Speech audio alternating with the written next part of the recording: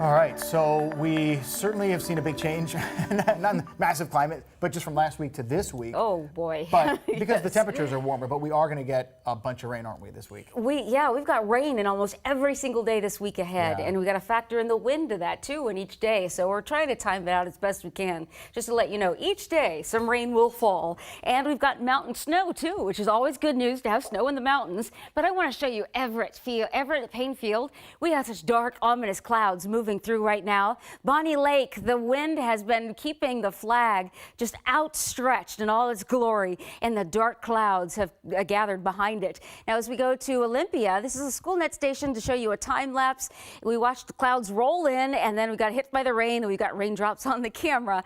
We've had rainfall, significant amounts, just since midnight. We've had 6/10 of an inch on the coast, and we're seeing 1/4 of an inch come into Shelton. We've had 1/4 of an inch of rain for Olympia, 14/100 of an inch for Seattle, and 1/3 of an inch rainfall for Bremerton just this morning alone. So some of these showers are very, very heavy, and we've also got some gusty winds with them. Right now, we've got southerlies. They're sustained at about 20 miles an hour from Olympia across parts of the central Puget Sound. They're a little lighter, but then you get to Whidbey Island and Friday Harbor, where we're getting some strong gusts too, up to 30 miles an hour at times. Stronger than that for Bellingham. Last hour, we had a 37-mile-per-hour gust, but we're all getting these wind gusts, 20 to 35 miles an hour, as this system is passing through, bringing us some heavy showers. Right now, you can see Olympia to Chehalis. You've got a moderate to heavy shower overhead, and we have another band of some heavier showers moving over Hood Canal. That's going to stretch into Seattle here shortly. Everett just getting rid of a band of showers, and a new one already gearing up to come onto the coast. We're not seeing as many lightning strikes anymore on the coast, but we will still have that chance, at least into the early afternoon. Radar and satellite showing Brennan in that heavy shower, and Seattle is just getting on the lighter shower activity as a heavier one passes through. It's going to be one of these days where we're going to have plenty of showers lining up. It's spinning off that area of low pressure that's headed up north of Vancouver Island.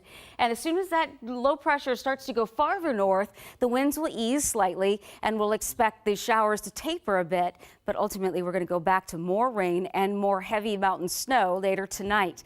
As we go to rain showers and breezy conditions, though, for the afternoon, southerlies are expected to be 15 to 25 miles an hour. Timing the showers out, it's showing about noon. It's tracking these showers very well, also showing those southerly winds screaming up the sound. As you go a little bit farther to 4:30 p.m., the wind shifts direction a little bit, still coming out of the southwest, and we get a new round of showers moving through, and it takes a very unique signature here, stretching in a band from coast across Puget Sound through Seattle and into the Cascades. That's at 9 o'clock tonight. We do expect that round of heavier rain and mountain snow to come in tonight, along with windy conditions too. So the rain amounts, it's not very heavy that's left over. We still have several more shower bands to go through, and it will bring you up to 1/2 inch of rain in Chehalis and another 1/4 of an inch around Seattle. So we're not out of the woods when it comes to some rainy conditions.